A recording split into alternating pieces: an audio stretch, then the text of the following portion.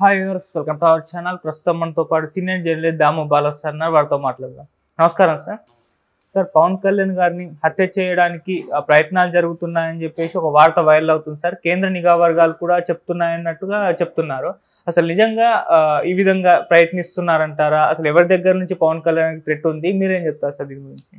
పవన్ కళ్యాణ్కి థ్రెట్ ఉందని central intelligence department Pawan Kalyan హెచ్చరించింది. మీరు కొంత జాగ్రత్తగా ఉండాలి పబ్లిక్ కలిసేటప్పుడు ఇవన్నీ అని చెప్పారని చెప్తున్నారు.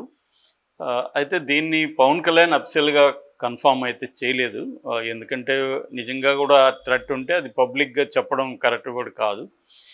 సో అయితే ఇక్కడ డౌట్ ఏంటంటే పవన్ కళ్యాణ్కి ఎవరి నుంచి థ్రెట్ ఉండొచ్చు, నిఘా వర్గాలు ఎందుకు ఈ కన్క్లూజన్కి వచ్చాయి అనేది చూసినప్పుడు వాళ్ళ మామూలుగా జనరల్గా ఇంటెలిజెన్స్ డిపార్ట్మెంట్స్ ఏం చేస్తుంటాయంటే కొంత ట్రాక్ చేస్తూ ఉంటాయి. రెగ్యులర్ ట్రాకింగ్ అంటారు దాన్ని.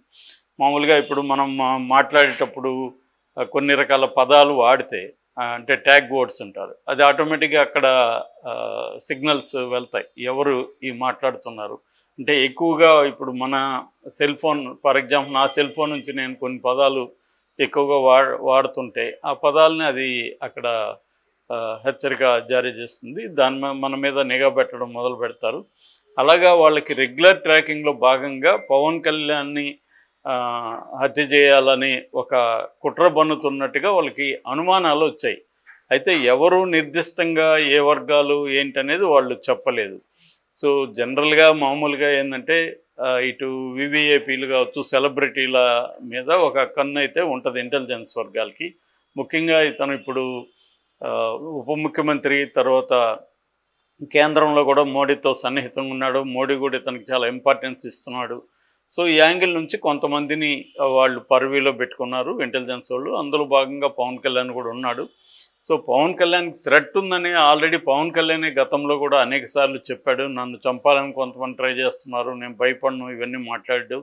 అట్లాగే పిఠాపురంలో ఆయన కలవనివ్వడానికి ఒప్పుకోవట్లేదని జనసేన కార్యకర్తలే అసంతృప్తి వ్యక్తం చేసినప్పుడు కూడా ఆయన కొంతమంది బ్లేడ్ బ్యాచ్ తిరుగుతున్నారు, నాకు వాళ్ళు గాయాలు కూడా చేశారు అనేది కూడా చెప్పాడు నాకు సెక్యూరిటీకి.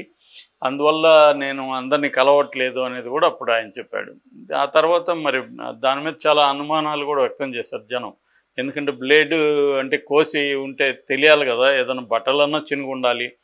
అట్లా ఏమీ లేకుండా బ్లేడ్ బ్యాచ్ అని ఎలా చెప్తాడు ఈయన అనేది కూడా వచ్చాయి. అట్లాగే థ్రెట్ అంటే ఎవరి నుంచి థ్రెట్ అనేది కూడా ఆయన ఎప్పుడు చెప్పలేదు.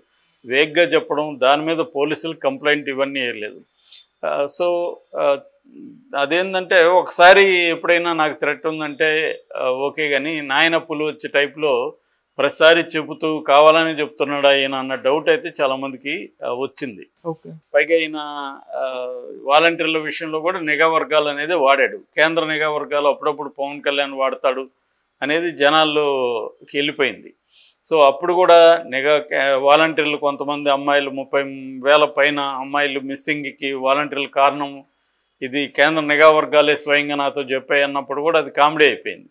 ఎందుకంటే కేంద్ర నిఘా వర్గాలు ఈయనకి ఎందుకు చెప్తాయి, స్టేట్ హోమ్ డిపార్ట్మెంట్కి చెప్తాయి, సో డీజీపీని హెచ్చరిస్తాయి.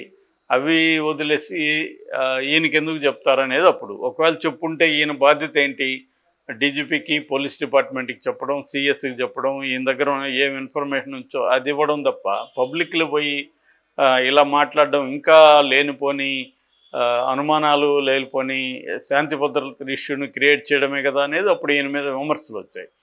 సో ఇప్పుడు అదే కాంటెక్స్లో ఇది వచ్చింది.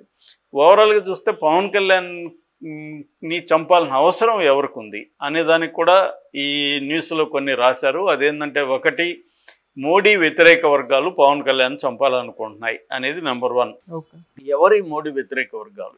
మోడీ వ్యతిరేక వర్గాలు జనరల్గా టెర్రరిస్టులు ఉండే అవకాశం ఉంది. అది కూడా ఇస్లామిక్ ఉగ్రవాదులు ఉండే అవకాశం ఉంది. కానీ ఉగ్రవాదులకి మోడీకి వ్యతిరేకత ఉంటే పవన్ కళ్యాణ్ ఎందుకు చంపుతారనే దగ్గర మనకేం లాజిక్ అయితే అర్థం కావట్లేదు. ఎందుకంటే మోడీతో క్లోజ్గా ఉన్నాడు కాబట్టి పవన్ కళ్యాణ్ చంపుతామని అనుకుంటున్నారు అనేది అంటున్నారు. మోడీతో ఈయన కంటే కూడా బీజేపీలో చాలామంది క్లోజ్గా ఉంటారు. ఈయనేం క్లోజ్గా ఉన్నాడు, రోజు ఏమన్నా ఆయన మాట్లాడుతున్నాడా, మోడీ తరపున ఏమన్నా ఆయన క్యాంపెయిన్లు చేస్తున్నాడా లేదు. తను ఒక పార్టీకి, జనసేన అనే పార్టీకి అధ్యక్షుడు, తను ఎన్డీఏలో భాగంగా ఉన్నాడు. అంతకంటే మోడీతో క్లోజ్ ఏముంది ఇక్కడ? సో అదొక విచిత్రంగా ఉంది. రెండో వాదన మావోయిస్టులు ఈయన గతంలో కూడా హెచ్చరించారు, హెచ్చరిస్తూ ఒక లేఖ కూడా రాశారు. అందువల్ల మావోయిస్టుల నుంచి థ్రెట్ ఉంది. మావోయిస్టులు ఎప్పుడైనా కూడా ఈ స్థాయిలో ఉన్న రాజకీయ నాయకుల్ని జనరల్గా అయితే చంపరు. ఎప్పుడు చంపుతారంటే అతని వల్ల రాష్ట్రంలో కానీ ఆ ప్రాంతంలో కానీ నక్సలైట్ లేదా మావోయిస్ట్ ఉద్యమం బాగా దెబ్బతినేసి అసలు కదలక ముందుకెళ్ళలేని పరిస్థితిలో ఉంటే అప్పుడు వాళ్ళు ఆలోచిస్తారు. ఆ విధంగా మనకు తెలిసి ఏకైక ముఖ్యమంత్రి చంద్రబాబు మీదనే జరిగింది. ఎందుకంటే చంద్రబాబు అప్పట్లో పెద్ద ఎత్తున మావోయిస్ట్ మూమెంట్కి నష్టం కలిగించడం, గద్దర్ మీద కాల్పులు జరిపించడం, ఇలాంటివన్నీ చంద్రబాబు చేశాడు కాబట్టి చంద్రబాబును టార్గెట్ చేశారు. మామూలుగా అయితే ఉప ముఖ్యమంత్రిని ఉద్యమం లేని రాష్ట్రాల్లో వాళ్ళు అసలు ఎప్పుడు కూడా చేయలేదు. ఇక్కడ అసలు పవన్ కళ్యాణ్ చంపడం వల్ల వాళ్ళకి వచ్చే లాభం ఏముంది? ఒక ఉద్యమం అంటే దానివల్ల ఏదైనా ఒక పర్పస్ ఉండాలి, ఒక వ్యక్తిని చంపుతున్నారంటే. అటువంటిది ఏం లేదు. రెండోది హెచ్చరించిందంటే జనరల్గా ఇక్కడ కూడా రేవంత్ రెడ్డిని హెచ్చరించారు, అంతకుముందు కేసీఆర్ని హెచ్చరించారు. వాళ్ళు అప్పుడప్పుడు ఏంటంటే లేఖలు రాయడానికి పోయేదేముంది, ఎక్కడ కూర్చొని ఒక లేఖ రాస్తారు వస్తుంది, దానివల్ల ఒరిగేదేముంటుంది. వాళ్ళు ఏంటంటే జనరల్గా మేము కూడా ఉన్నాం, ప్రజల తరపున ఆలోచిస్తున్నామని చెప్పుకోవడానికి అప్పుడప్పుడు ఒక లేఖ బయటికి తీస్తుంటారు. ఆ లేఖలో పవన్ కళ్యాణ్కి అప్పుడు సీరియస్గానే రాశారు. సీరియస్గా అంటే ఏంటి, విమర్శిస్తూ రాశారు తప్ప ఆయన ఏదో చంపుతాం నరుకుతాం అనేది ఏం లేదు. కాబట్టి నాకు తెలిసి మావోయిస్టులు చంపాల్సిన అవసరం ఆయనకి లేదు, వాళ్ళ టార్గెట్లో ఉండే అవకాశం కూడా లేదు. ఇంకెవరున్నారు శత్రువులు? వైసీపీ ఉంది, అది కూడా రాశారు దాంట్లో ఆ కథనంలో. వైసీపీ మాటలు ఏమన్నా వాళ్ళు క్యాచ్ చేశారా అని. వైసీపీకి కూడా పవన్ కళ్యాణ్ చంపాల్సిన అవసరం ఉంది. అలాగే ఎందుకు పొలిటికల్గా ఒక వ్యక్తిని, ఆ స్థాయిలో ఉన్న వ్యక్తిని వైసీపీ చంపుతుంది? సో దానివల్ల వాళ్ళకి నష్టం తప్ప లాభమే ఉంటుంది. పవన్ కళ్యాణ్ స్థాయి వ్యక్తిని హత్య చేస్తే వైసీపీకి ఇంకా కూడా నేలమట్టం అయిపోతుంది తప్ప దానికేం వచ్చే ఇదేం లేదు. అలాగే ఎవరన్నా చేస్తారంటే కూడా అది నమ్మశక్యంగా లేదు ఫస్ట్ ఆఫ్ ఆల్. ఇదే విధంగా జగన్ మీద కూడా మొన్న వచ్చాయి. తెలుగుదేశం వర్గాలు జగన్ని టార్గెట్ చేస్తున్నారు. ముఖ్యంగా ఎన్ఆర్ఐ ఒక సామాజిక వర్గం వాళ్ళు ఎంత డబ్బులన్నీ ఇస్తాము, జగన్ని కంప్లీట్గా లేపేద్దామని ఆలోచిస్తున్నారు. ఇవన్నీ కూడా వచ్చాయి. ఇవన్నీ కాన్స్పిరసీ థియరీలు వస్తుంటాయి. అయితే మనకి పొలిటికల్గా కింది స్థాయిలో ఒకరి హత్యలు జరుగుతుంటాయి, కానీ మొన్న వెనుకొండలో జరిగినట్టుగా పై స్థాయిలో హత్యలైనా వెరీ వెరీ రేర్. ముఖ్యంగా సౌత్ ఇండియాలో, నార్త్ ఇండియాలో కొంత సంఘటనలు ఉన్నాయి, కానీ మనకి జనరల్గా అయితే అటువంటివి లేవు. సో కాబట్టి ఏ రకంగా చూసినా పవన్ కళ్యాణ్ మీద హత్యాయత్నం చేసే అవసరం ఎవరికీ కనిపించట్లేదు. అంటే ఉగ్రవాదులకి లేదు, ముస్లిం ఉగ్రవాదులకి అవసరం లేదు. దానికి కూడా ఇంకోటి ఏం చెప్తున్నా అంటే, ఈయన హిందూ మతాన్ని వ్యాప్తి చేస్తున్నాడు కాబట్టి హిందూ వ్యతిరేకులు చంపుతారు. ఏం వ్యాప్తి చేస్తున్నాడు ఆయన ఏం క్యాంపెయిన్లు చేస్తున్నాడు?